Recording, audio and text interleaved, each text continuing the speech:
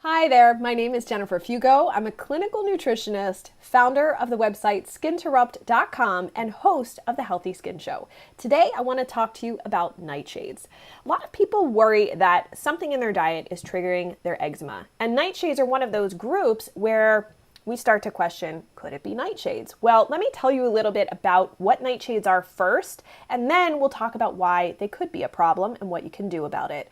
So nightshades include tomatoes, tomatillos, chili peppers, bell peppers, eggplant, potatoes, but this is about the white potatoes, not sweet potatoes, so don't worry about sweet potatoes.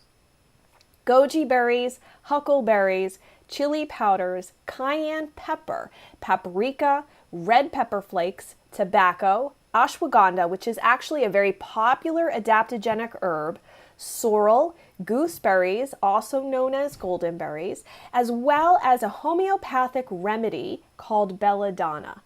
And you need to watch out for these particular spices that I just mentioned in spice blends because that's also an issue. However, thank goodness you don't have to worry about black and white pepper, the stuff you sprinkle on your food, because those peppers are not actually nightshades. Now, the three reasons why we might consider nightshades a problem is because they contain certain types of phytochemicals.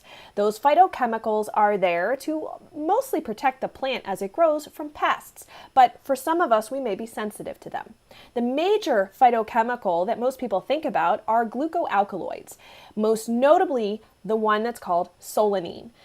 This is the thing about glycoalkaloids. I did a lot of research trying to connect it to eczema, and I was really hard pressed to find any research at all. So I have to really place the burden then on the other two phytochemicals found in food, and those would be salicylates and histamines. And histamines are more a release of a histamine, or it's an amine. You've probably heard of that.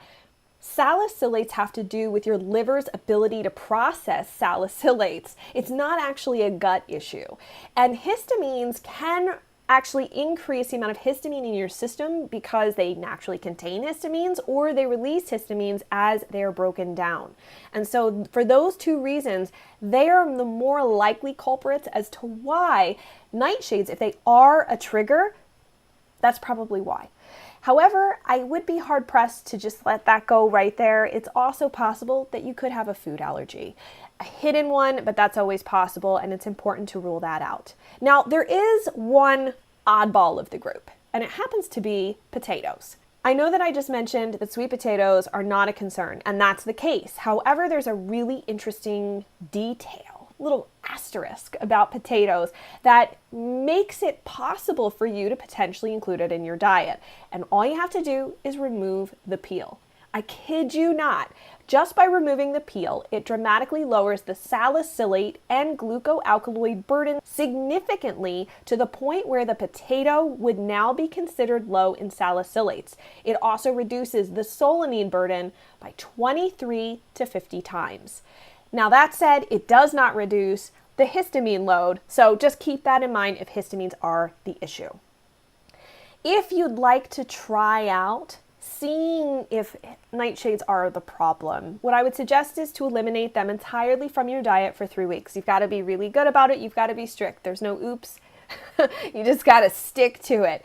But before you dive into that, take pictures of your skin in good lighting so that you can be a bit more objective to notice if there is a change. Also, write down and track your symptoms as well as their intensity before, during, and after your trial is done. Then, once you go to reintroduce them, even if you saw no improvement whatsoever, I would suggest add one in at a time. That way you could determine if there is a particular reaction to just one food out of the group rather than the entire group itself. I hope this is helpful, and of course, feel free to reach out if you have any questions. Otherwise, I wish you the best of luck. I know what it's like to be on this journey, and I hope that this helps you in your quest to rebuild healthier skin.